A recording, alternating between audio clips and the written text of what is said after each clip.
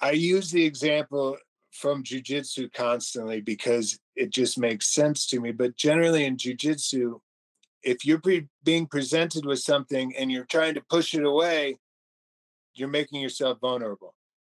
If you allow it to come in and you accept it, you'll find a way to reverse the situation or make it more advantageous to your position.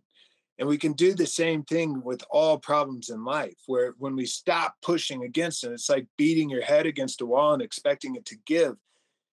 Allow the problem to come. It's that Bruce Lee quote of be water. Don't, you're not going to push the water away. It's going to come whether you like it or not. It's just learning how to be okay with it.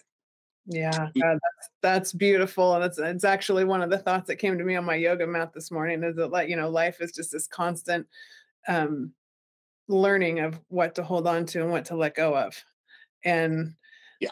and I'm continually amazed that through these healing conversations, how often jujitsu comes up, because it's just a beautiful art form, and I'm in awe of the community, and I know people across the country whose lives have been changed by their jujitsu community. So I think it's really cool to hear. It's a beautiful thing, but I think it back to what we were talking about with those layers Yeah. and jujitsu can one of the beautiful things about jujitsu, and I think we're all susceptible to it to at times, is you start thinking, this, I got this thing figured out. And we do that with life too, right? It's like I've healed, I've done the work, I'm good now. This is when I get to start telling other people how to do it. I don't have to put and it is the best way to set yourself up for an inevitable ego check from the universe where you go, oh, there really are layers to this. And there is no mountaintop.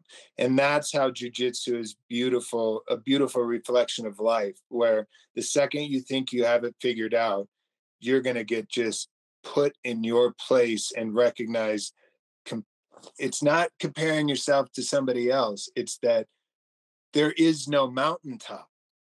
It is this entire experience is just about learning and continuing to develop and continuing to get better. And the second you stop working, you become stagnant and somebody else is getting better and you're going to get smacked in the face and learn real quickly that there's still a ton to do. But that's the beautiful part too. Yeah. No, I always say, lifelong learning is the key to longevity.